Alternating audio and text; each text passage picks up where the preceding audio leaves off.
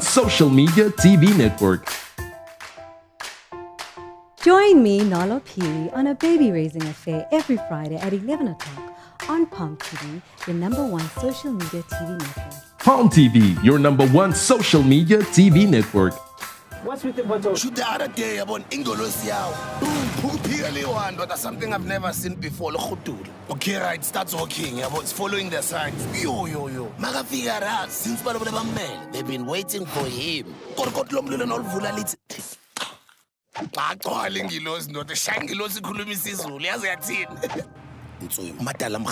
It was never about the wings, mfano. It's the fire in you. Yeah?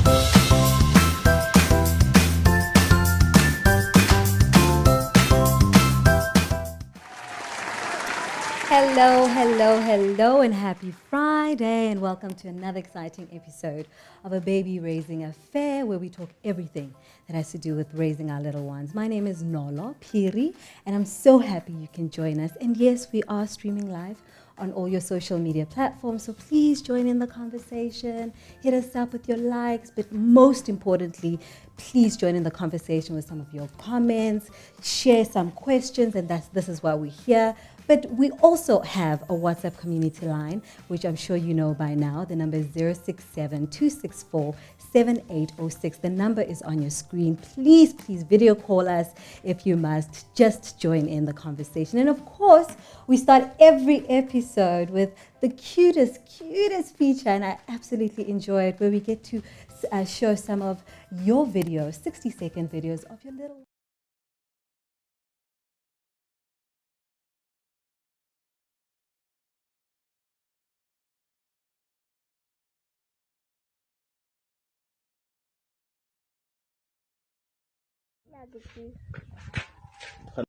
Sure. Kunjani? Mkhulu. Sure. Igama lakho ubani? Thabang. Okay, unangaki Thabang? Una-7. Oh. Mara ngifila ngathi na 30 years. Yeah. Yabo. Why? Ngoba ngicela abantu abadala, ngishire enhle, ngifuna imali, ngifuna imoto, yabo. Ngifuna umntwana. Eish. Okay, manje isikolo? Isikole ngifuna isekelo, ngifuna umsebenzi.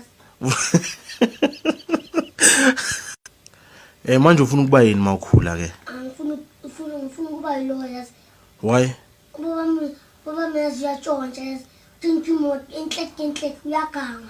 So lithi ufuna ukuba yilawyer? Yes. Ukuthi ukhona ukumkhulumela? Yes.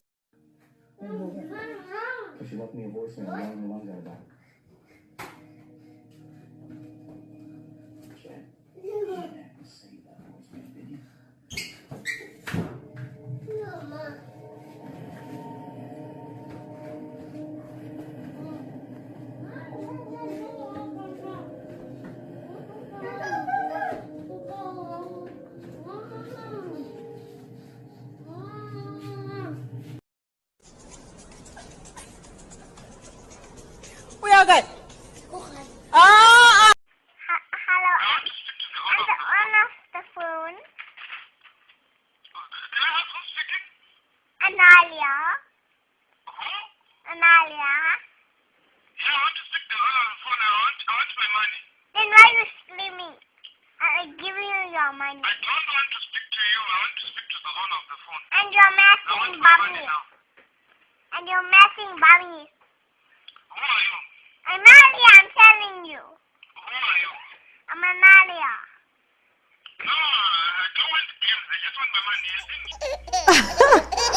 That is just the cutest. I promise you do not want to leave your phone with your kids. Okay, my son is literally my receptionist, and half of the conversations he has sound exactly like the daughter that we just watched. But guys, please, please, please send your videos, your cute moments with your little ones. We want to crush on your little ones, on brag about your baby here on a baby raising affair to that number 067-264-7806, and we play that every episode at the beginning of our episode. Today, though, we have a very, very, very exciting and hot topic that we're talking about. We are talking about fatherhood, the role of a father. And, you know, we live in a society that we're challenged with a lot of households, you know, experiencing absent fathers, you know, and what is the role of a father these days?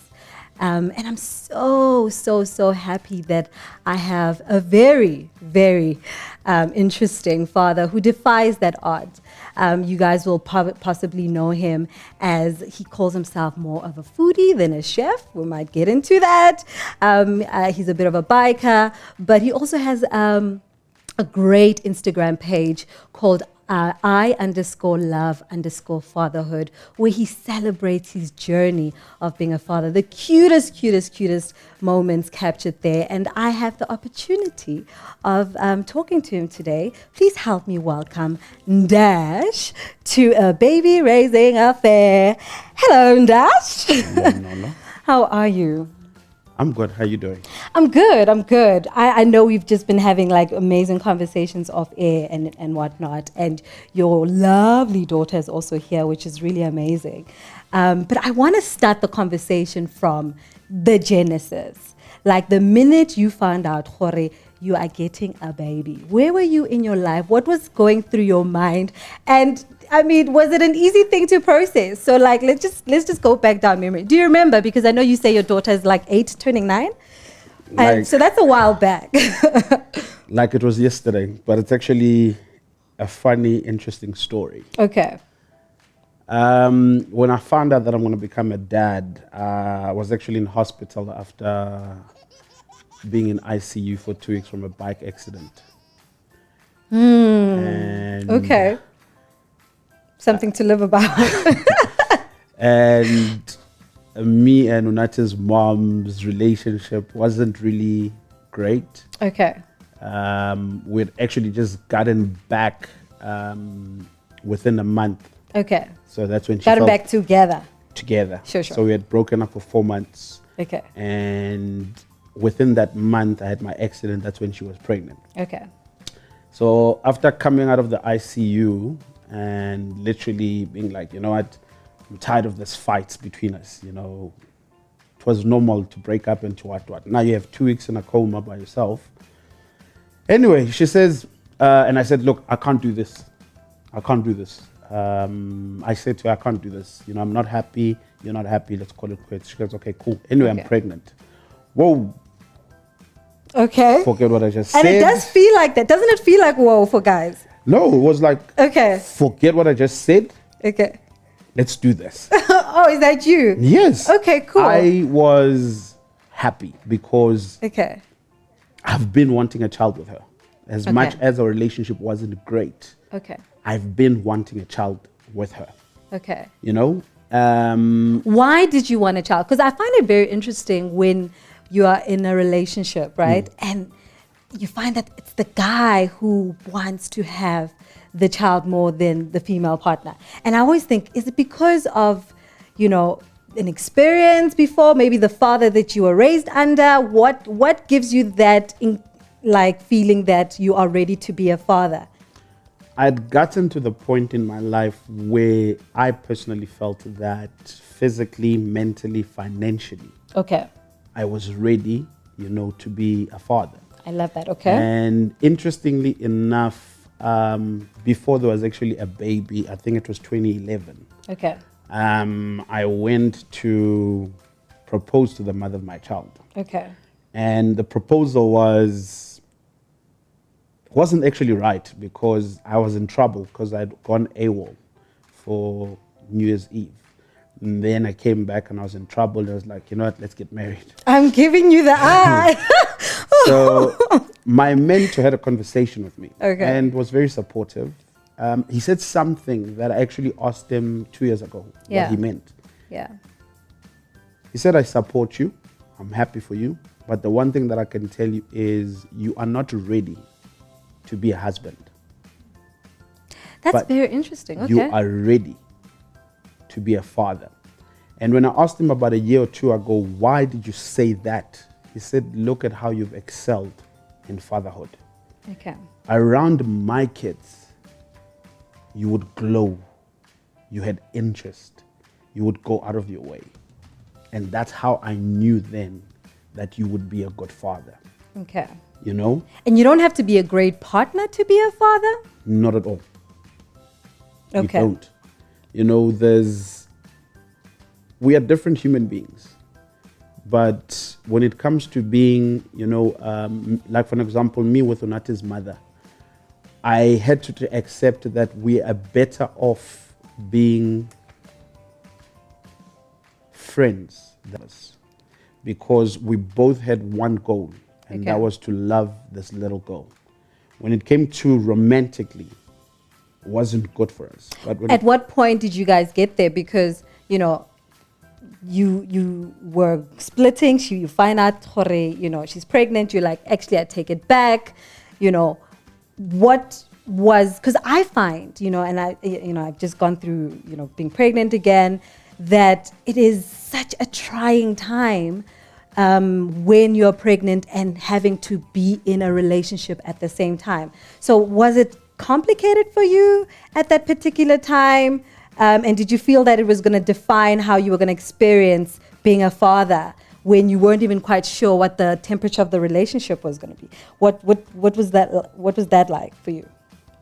My mother said something interesting when I told her that I'm going to be a dad and this is the relationship. Like, my mother's my friend. My mother said, despite how I felt at that moment, if I want to have a healthy, happy baby, I need to make sure that the mother of my child is the happiest for the next 9 months. I took everything that was me, the anger, the what. I became a supportive partner. It was no longer about me. It was about this daughter that we're going to be having, or this child. It was about making sure that she's healthy. It was about making sure that, you know, she is happy. And it wasn't a matter of pretending. You get it? I was about to say, yeah. It was a matter of trying to make sure, you know, that even after the baby, just to fast forward, is after she gave birth, we broke up. Okay. A year later, we got back again, you know. Sure. We tried again, you know what I'm saying? But from that moment when I found out, it was no longer about me. Okay. About making sure that she is healthy, both of them are healthy. From that moment, I became selfish and I said, I remove myself. Yeah. Antenatal classes, checkups, whatever was required was there. If she was hungry, I was there. If she wasn't okay, I was there. Yeah. Based on the fact that it was no longer about me. Yeah, I think you meant to say you were being selfless. Yeah, selfless. Than being selfish. Yes, yes. Guys, please, I would love to hear a lot from, you know, a lot of guys as well. This conversation is really about hearing your side of things and how you experiencing fatherhood most importantly. So please share some of your comments. This is what we're here for. I want to go back to when the baby was born. Yeah. Because you sound like you're a very present partner for all intents and purposes. Yeah. You know, did you feel that you had as much responsibility with the child? And I'm talking about whether it is the feeding, it is the, you know, it is the changing of nappy. Obviously, you're not breastfeeding. But how much of you was very present in that time? And did you have a reference for that? Because, you know, you spoke very highly of your father offline and whatnot. where did you get the know-how, if at all, and how, just like, what did that look like? Because, you're raising a girl as well, I don't know if you had feelings about that. I was, if there's a number, 100, 1,000, 1,000,000% involved. Okay. I could tell you the color of my daughter's poo when she was born. It was green. I was there. Yeah. That first one. Yeah. I held my daughter the first time because we had a cesarean, Okay. and the mother had to be put to sleep because there was something they couldn't put that, I don't know what you call it. Epidural thing. Yeah. Oh gosh. So yeah. I was the first one to hold them. Okay. And as much as our relationship did not work out, I was constantly at her place. Okay. Every day. Where all of these things for me started was my daughter was 6 months and it was December holidays. Okay. So it was the same year. So my daughter was born 2 weeks before my dad passed on. Okay. Sorry. So my mother, as a widow, couldn't really travel. So I remember that one December, it was a matter of, again, saying to the mother of my child, I'm going to come and pick up my daughter. And she wasn't breastfeeding, so it was formulas. So that made it easier because dry stuff, so formulas. So from 2 months to 6 months, the 6 months is when the first time I knew as a man what it was like to sleep 4 hours in 24 hours. When she is hectic. up and wants to play and you're sitting like this, I was there. Where changing of diapers, I wanted this entire experience that I don't know how many times I fought with my mother. When my mother says, no, we'll raise the child for you. And I said, no, I'll raise this child myself. Okay. That's why in the beginning I said emotionally, physically, financially, I was ready. So this process got me to start I Love Fatherhood because I found myself changing the tables. So I put myself in the shoes of what women go through on a day-to-day basis. There's nothing you can tell me about my daughter that I do not know. I believe that I know more than anyone. I know her behavior. I know her happiness. I know her sadness. I am one with my daughter because I wanted this journey. That's why I still have one child. Was my father a reference for me? My father was a traditional dad. Okay. Provider, educator, shelter, and what. Okay. And part-time, emotionally available, and other time, I'm a father. Okay. So I can't say that was a reference. I was my reference of maybe the things that I lacked from my dad. I wanted my child not to lack them. Okay. If that makes sense. Sure, yes, it does. So from the beginning, I've walked it. I've walked this journey with my daughter.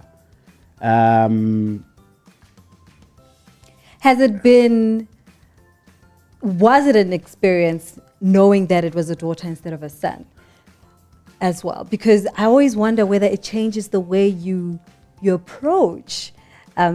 Personally for me, my oldest is a boy, and, I think they are very sensitive and they are a lot more like clingy and whatnot. My daughter is completely very young and very, very independent. But I remember freaking out thinking raising a daughter is a lot more scary for me, even as a woman raising a daughter. Especially in this climate and, in terms of society and all kinds of things. Raising a boy, I don't feel the same way. So I wonder, is it the same for you? Was it the same for you? So I'll tell you this. I don't know, there's a saying, I don't know how true it is. So I think I remember praying when we went for the gender, check. And I prayed for a boy, because I wanted a mini sure me. You did. That was like, and then I walked in with the confidence of like, God, you heard me, right? Like sure. I spoke and they said it's a go. And there was that thing in me like, Yeah. But the one thing is I have loved my daughter the same way, whether it was a son or not, I have loved.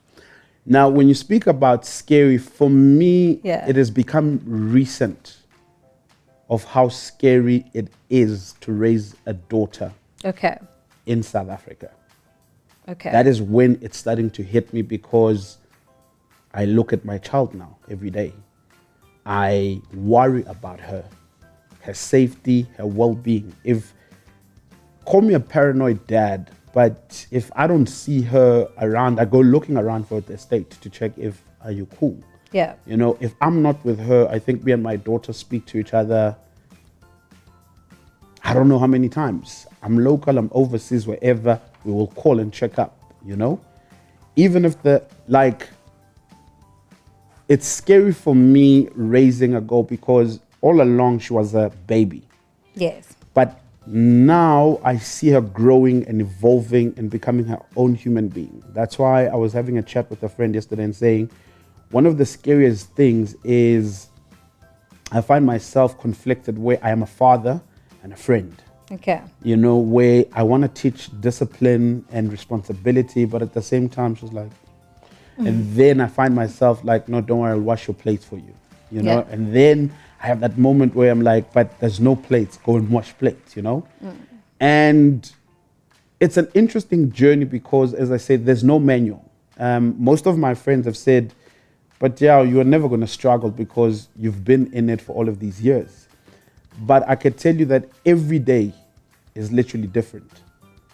You know, yesterday we sort of had like a mini fight, you know? So we wake up at 6, I run the bath for her, and then she baths, I pack her school clothes. I go downstairs, make breakfast, lunch packs. So yesterday she was running behind, you know? And literally, I'm like, why are you taking forever? She's like, no, I'm fixing my hair. Yeah. And I laughed and I said, you know what? All these years I've never gotten to understand women, but my daughter's teaching me to understand that it's not them, it's their nature. Yeah. You know, it starts at a young age. And I was like, you're not even putting on makeup, but you are late by 20 minutes. Like, what's going on? You know? So And every day it's something new. You know, like now we came back from picking up from school. And in the morning, we were like, you know, I make sure that all the mornings are fun, you know, and I drop it off. So when I picked her up, I don't know if I made the mistake of picking her first, you know, and there was like, you know, that, and I think when we walk out, we're probably going to be cool because, like I said, here's my phone, here's what you want, and then I'm just doing this and I come back. So every day, it's actually quite an experience. But out of interest, there's a question that I've also been asking myself is, back in the days, our parents, I don't think were as involved as the new parents from an emotional perspective. The well-being of mental and emotions. Parents, if they saw you there and you you're were playing, alive. you are No, playing. let's sharp, yeah. So I always take the time, Yeah. you know, to say, baby, are you okay? What's going on? Yeah. You know, if she's not okay. And we have a good relationships that I love the fact that even if I'm out of line. So my daughter my daughter has a thing, you speak and you explain, she understands, and then she goes, I'm sorry. You will never walk away without you apologizing if you also shouted. Otherwise, it's war. So she teaches you those things, I teach. So the relationship is every single day I'm learning. You know what I love about what you're saying, and I think we also spoke about, you know, I feel like men generally are consistently negotiating their place in their kids' lives, especially when they want to parent. You, on the other hand, are staying with your daughter, you know, and I find that interesting because, I mean, you know, society would have it that the child stays with the mom, you know, the law will always favor the mom or, you know, whatever the case may be. How did you get to a position where did you feel that you needed to negotiate your place to stay with your daughter? What was that like? 'Cause it's very interesting. I mean, some people are also saying that, you know, they're asking, does this guy stay with his daughter? And what's the story there? So my daughter's turning 9.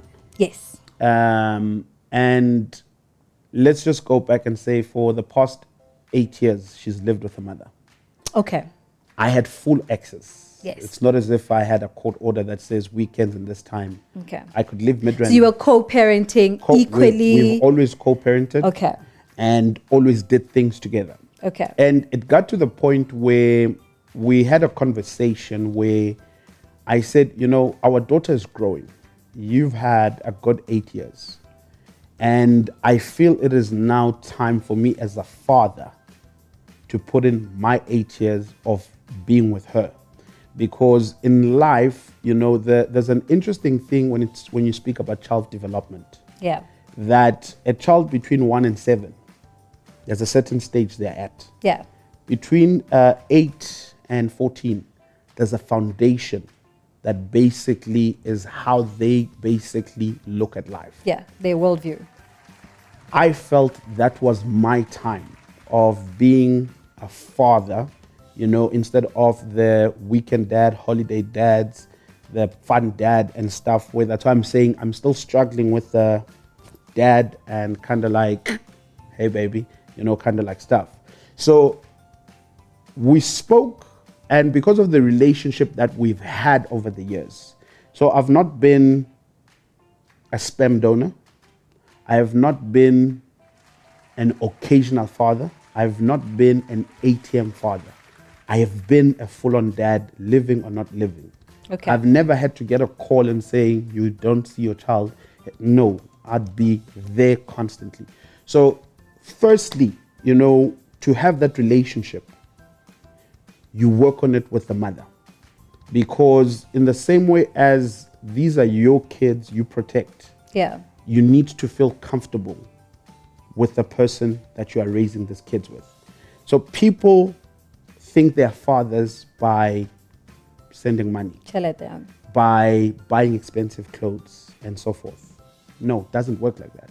So me and Unate's mother have had a great co-parenting. We've had our arguments, hardship, but it's normal in life.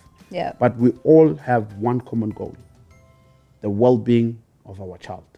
So it sounds like it was an easy conversation. Easy. Now, how was that conversation with your daughter? Because it's a transition for her as well. So with my daughter, the conversation actually started like I think 2 years ago. Okay. And what does it sound like? So it was this thing where she comes to visit, and Yeah. then on a weekend, Sunday comes like, I have to go back to Soweto. And then nowhere in the car, I was like, when am I going to live with you full time? Oh, okay. So I never had an answer. And I said, one day. So something strange happened with this one day, that from my daughter's very smart. That's the one thing. Okay. A year later, that one day came and finished. And it's like, and when is this one day coming? You said. And then it started being soon, you know? And I knew that I'm going to be held to that. That truth is, I was scared of having that conversation with Unate's mom. I'm not Okay. going to lie. As much as it was easy, I was scared. Yeah.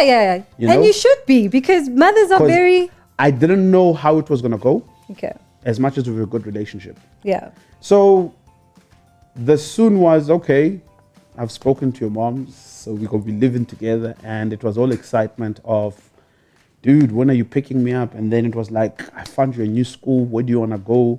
And luckily where we stay, she has a friend, and she's like, so you're going to go to the school. So that transition hasn't been hard. You know, she calls her mother every day. Okay. In the same sense that on that side, she called me her father every day. Yeah. You know, and she understands even my work. So if I'm saying, you know what, I'm not going to be around, so I'm going to drop you off at mom. It's like, okay, cool. When are you coming back? You know, kind of like. So we are okay. Yeah. You know, and it helps that we're in the same province. Okay. You know, Joburg, Midrand, it helps quite a lot. Okay. Yeah.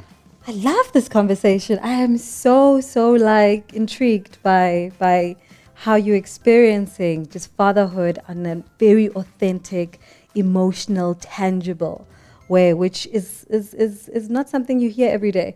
Guys, we're still talking to Ndash. We're talking about fatherhood. I'm seeing so many of your comments coming in. I will read them after the break, but we have to pay the bills after the break, sorry. Join me, Nolo Phiri, on a baby raising affair every Friday at 11 o'clock on Palm TV, the #1 social media TV network. Palm TV, your number one social media TV network. What's with the bottle? Shoot the other day about Ingolosi yao. Boom, Phiri one, but that's something I've never seen before. Okay, right, starts walking. It's following the signs. Yo. Maga figure out since they've been waiting for him.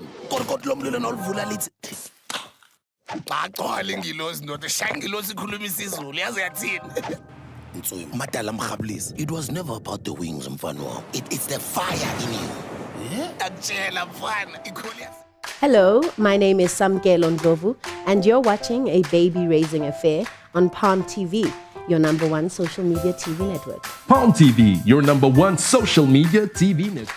Hello, my name is Cynthia Ngema. Catch A Baby Raising Affair on Palm TV at 11 a.m. every Friday. Palm TV, your number one social media TV network. Hello, and welcome back to Baby Raising Affair. We're still talking fatherhood with my very, very interesting guest, Ndash. Some of your comments are just really just intriguing. I'd like to read some of them. I think it is Dimakatle. I hope I got that right. Say stigma of a father is always the bad guy. It's not true for all individuals, especially if you are very present.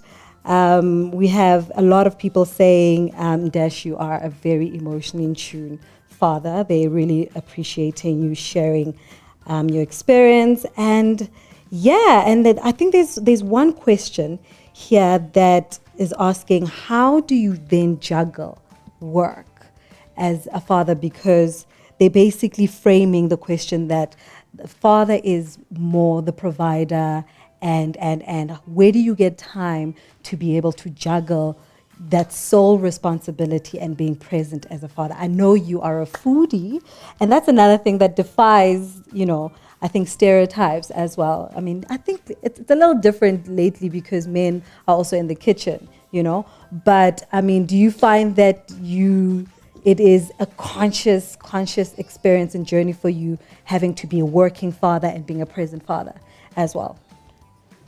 Look, I've been blessed with my hustle, to allow me to be a present dad. Yeah. When I took on the role of living with my daughter, the first decision that I made was my life will revolve around my daughter. Okay. 7, I drop my daughter off. I'm available for anything and everything. 1 o'clock, school closes. I'm not available after that. So I make time for my child. I commit to my daughter. Trips, family time, weekends away, all of those things, because I think it's a matter of setting up priorities in your life. Okay. Time is something that you manage.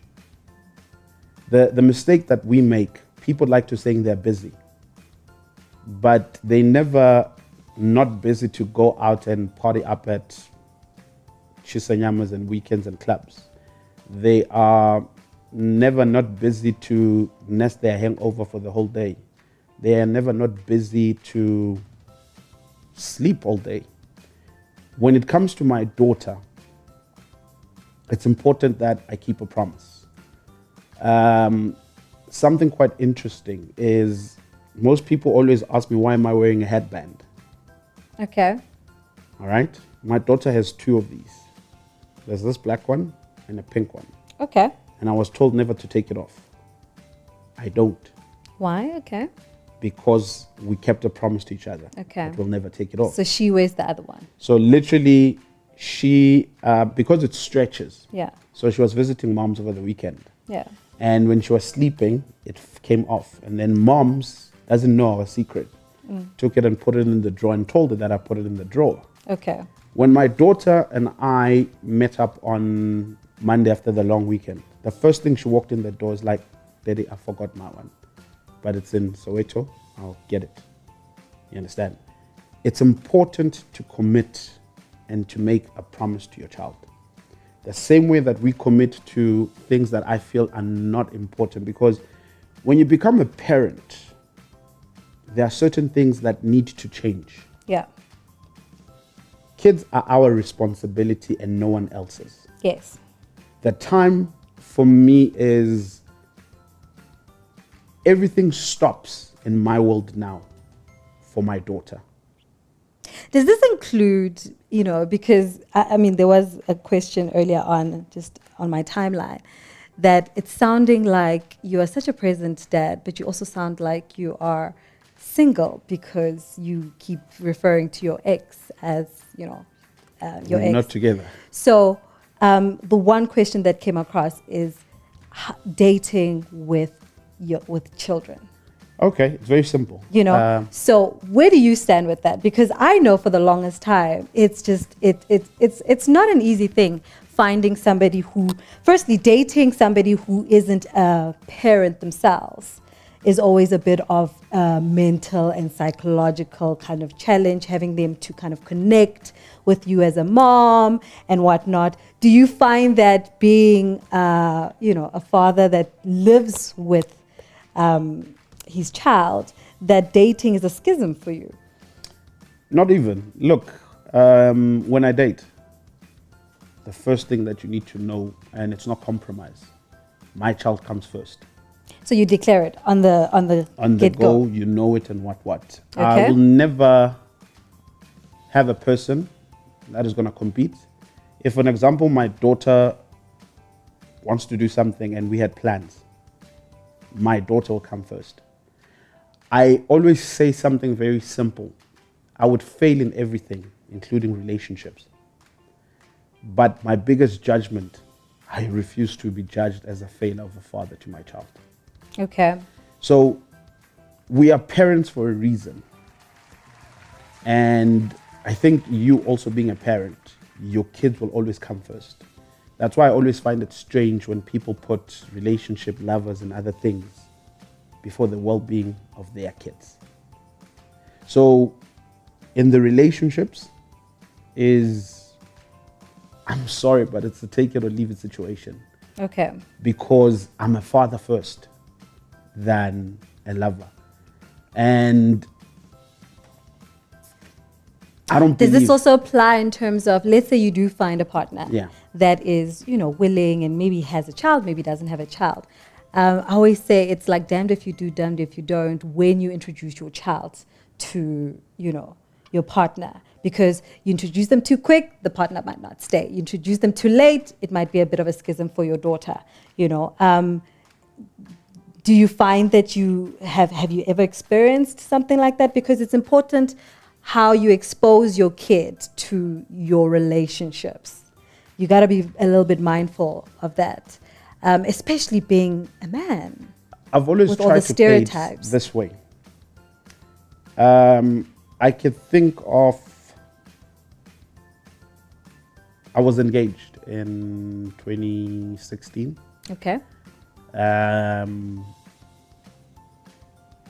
And then, called it off like I had cold feet in 2018. Aww.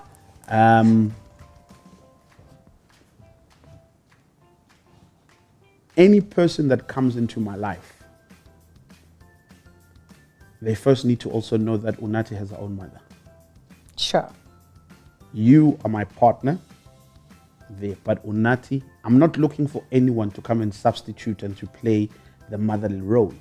That's why even when I dated in 2016, the first thing that I did, remember Unathi's mother is no longer with me. Yeah. I went and I sat down with her and I said, I'm seeing someone. Yeah. After that, I've never brought anyone to her to saying, because it's very important that my girlfriend and the mother of my child know each other, respect each other, especially if I bring this woman into your space to raise our child with us. Yes. It's very key. And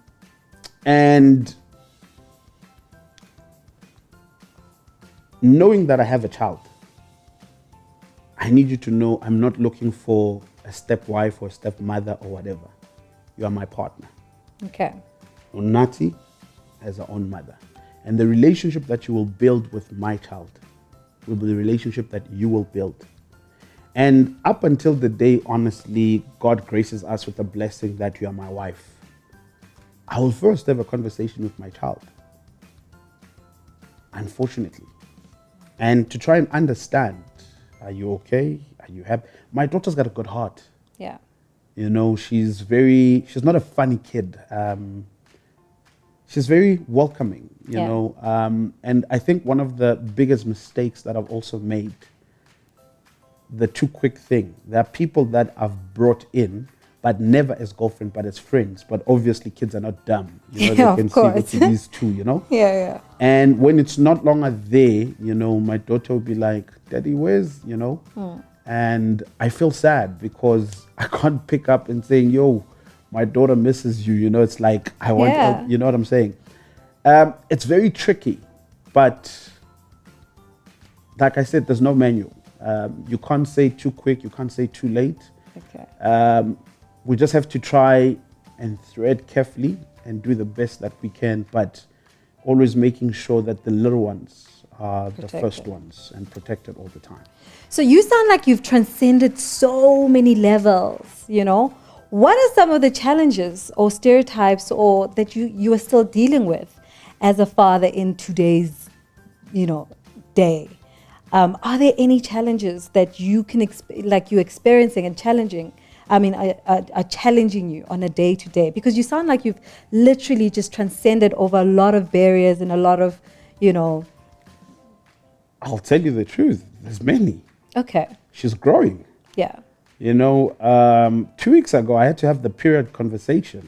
I was about to ask you because I was scared. What did that sound like? Because she's under your care, and if you're going through that it's your 8 years now. That's her going into teenage years. There's going to be boys. I mean, there was a question here saying, okay, cool. Are you going to be as, you know, emotionally generous about, you know, having a conversation about boys and whatnot, you know? So, I mean, I'm curious, what did the period conversation even sound like? I'll go to the period. I want to talk about the boys. Okay. So it's answered into two. Okay. In my crazy world, the boys one, if you've seen Bad Boys 2, when the guy comes in to take the daughter for a date. Yeah. That's how I see it, as that kind of dad. Okay.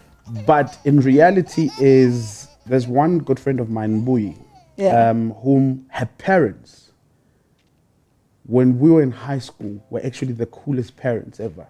I loved how they raised Mbui.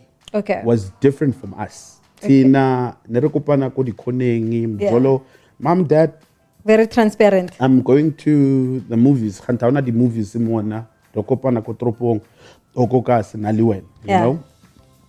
And these parents did something phenomenal, which is a model that I would like to try. Okay. Where we're talking about at 15 and 16. Me, I'm not going to be those strict parents because already kids at that age, by John.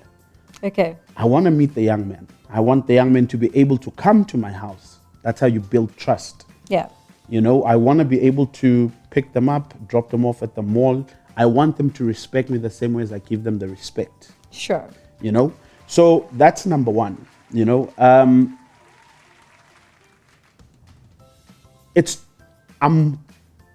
have no manual. Okay. Pay as you go. I'll see. Okay. The period conversation came. It was a scary day. About Did 3 you weeks ago. initiate it? I had to. Okay. Why did you feel under pressure? She was in trouble. Okay. So I went through her phone. Okay. And some of the things that were Googled there shocked me. You know, my daughter's not even 9. Okay. You know, I'll speak about it because that's the one thing as parents we don't do. Kids have phones. Hey. You know? The things my son also Googles, That's I'm always very shocked. I don't know why. I was sitting at night after work and then I was putting a phone in the charge and then something said, yo. Hey, go through this and phone. Through Google, the Google search was hard sex. And the next one was come. And I was like, no, not my baby, you know? So that's hilarious in a very scary way. I don't know. I spoke to a friend and then I had to get the energy, you know? Okay. Like, baby, after school. You know, in the morning, I was a cool dad, dropped her off, but come, sit here. Okay. And when I called her up, I said, Unati, who was searching, that it wasn't me, it was my, kind of like space. And I became that like, Father, Unati, tell me the truth, And literally my daughter spoke the truth. Yeah. I know my daughter. Okay. And it was the new friend that she had, who's older than her, who took a phone and was going through the stuff. Okay. And literally from there, and then she started crying. It's like, yeah, this girl even asked me if I know what periods are and so forth. That's how this conversation came. Wow. Anyway, I said, are you telling me the truth? Yes, no, whatever. Took her, we went to the kids' parents, and I sat with the parents. Okay. And I said, I'm not blaming your child, I'm not blaming my child, but I need you guys to be aware of what is going on. Yeah. Because these are things that we're not going to run away from. Yeah. They are there. And I remember sitting with the other parents, and then they even showed me how to block and what that, even on the apps and what, and we did that. But end of the day, this thing is already there. Yeah. And it's content they're interested in, whether you're blocking or not. Exactly. And right? if not your phone, the other friend's it's someone phone. else's phone. Yeah. So the period one is the one that basically came up and like, so baby, do you know what periods are? What? No. Okay. So there will come a point, when, you're going to start, bleeding, and it was like, does Gogo bleed? It's like, yes, every woman. So that basically means that you are a grown woman now. You are becoming big, So never be shy and so forth. And if it happens, tell teacher. And then someone said, no, at school they actually start this conversation. Tell daddy, tell moms, you know what I'm saying? It's nothing to be shy of. It's part of nature. Yeah. So you try to find ways, and I remember even us looking for Google videos so that Google do the work, And I was just kind of filling the gap. And then you will ask me anything that you want, Yeah. So it's very interesting because it's hard for dads, like as grown as I am, I like making a joke that I never even had the sex talk with my dad. Yeah. He came, he asked me something, I lied and I said I didn't know, and then he said, no, we'll speak one day, it never happened, never again. Right. So these are the kind of conversations that we can't run away from it. Yeah. Otherwise, we are failing our kids. This is true. When I was a kid, I'm sorry, mom, dad, I watched porn, and my parents thought I was a saint. So now what would make you think that your kid is not watching? Especially now with what they're exposed to. That's true. So the hard conversations are always going to be there, but we need to have them as sooner rather than later. I love that. I love that. So much I want to ask you, but we have to wrap up the conversation. Just one more thing, because you have transcended just, the experience and being present as a father. What would you say to a father that's not claiming to be a father? I mean, what are those conversations? I'm sure men or friends or family that don't necessarily take on the responsibility like you have. What would you say to that man to win them over so that they can understand that it is imperative that they play a part in the child's life, because that will have a much bigger impact at a later stage, despite whatever dynamics are at play? With I Love Fatherhood, one of the things that I've tried to do is to inspire a nation of men to be great fathers to all our kids. Yeah. To be hands-on, to be present, to be involved. I also speak very proudly of the co-parenting part. Yes. We have, as a society, a very big issue that people are not paying attention to. Yeah.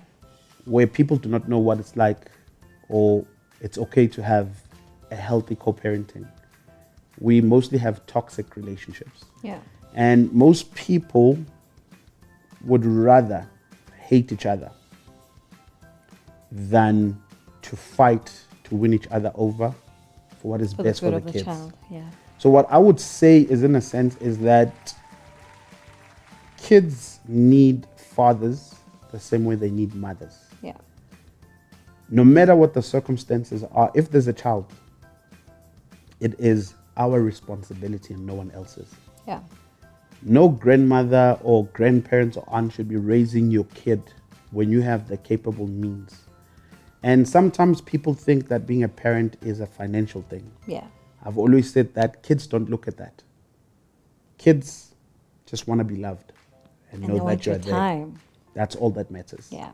So we have to change the mindset, and the mindset is through our parents and their parents. There's a lot of kids that grew up without fathers. Yeah. But what people never realize is how it messed up a lot of them. Yeah. You know? Let's stop that and let's be the better versions. Let's be the better parents. It's Yeah. not for us. It's for our kids. That's beautiful. Yeah. This has been such a beautiful conversation. Thank you so much Thank you for for having being me. authentic and sharing. I'm quite inspired. It's not often you get to sit across a father who can literally speak as deeply as you have and know your child as well as you do. So that's been really awesome. Thank you so much. Thank you for having me. Guys, thank you so much for joining the conversation. So much has been said. And of course, you can catch these episodes on Palm TV social media platforms, as well as my social media platforms. We will be talking about other hot topics. I love the co-parenting conversation, and maybe we should have that conversation next. But thank you so much for being a part of the conversation. We are live every Friday on Palm TV. So please, please, please make sure you're joining us every week. My name is Nolo Phiri, and it's been fabulous having you join me. Take care of yourself. Bye.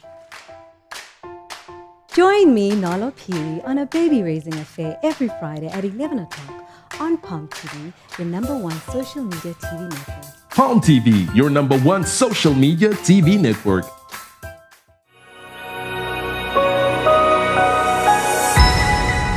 Palm TV, your #1 social media TV network.